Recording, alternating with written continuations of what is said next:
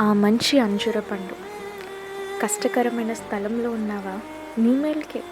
దేవుని మాట విను. దేవుడు నీతో మాట్లాడుతున్నారు. ఇర్మియా 24వ అధ్యాయంలో బబులోను రాజు అయిన నెబుకద్నెజరు యూదా ప్రజలను తన చెరలోనికి తీసుకెళ్ళినప్పుడు దేవుడు ఇర్మియాకి ఇచ్చిన దర్శనం ఏంటంటే, యెహోవా మందిరం ముందు 2 గంపలు కనిపిస్తాయి. ఒక గంపలో మంచి అంజూరపు పండ్లు, రెండో గంపలో చెడ్డవి. అయితే దేవుడు అంటారు, మంచి అంజూరపు పండ్లను లక్ష్య పెట్టినట్టు నేను వారిని లక్ష్య పెట్టెదను అని అంటారు. ఈరోజు నువ్వు చెరలో ఉండొచ్చు, తీరలేని బాధల్లో ఉండొచ్చు, చెప్పలేనంత వేదనలో ఉండొచ్చు.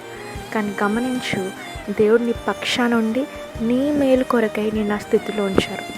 నిన్ను చూస్తున్నారు, నీ ప్రార్థన వింటున్నారు, నీ పక్కనే ఉన్నారు. ఇదిగో నిన్ను తిరిగి కట్టాలని, తిరిగి ఘనపరచాలని, తిరిగి నిన్ను బలపరచాలని, నీ దేవుడై ఉండటానికి, నీవు తన ప్రజవై ఉండటానికి దేవుడు నిన్న స్థితిలో ఉంచారు.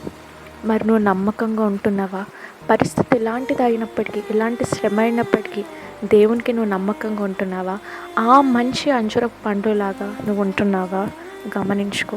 పరిస్థితి ఏదైనప్పటికీ దేవునికి నమ్మకంగా ఉన్నప్పుడు, దేవుణ్ణి నీ దేవునిగా కలిగి ఉన్నప్పుడు, నువ్వు తన ప్రజగా ఉన్నప్పుడు నిజమైన విజయాన్ని చూస్తావు.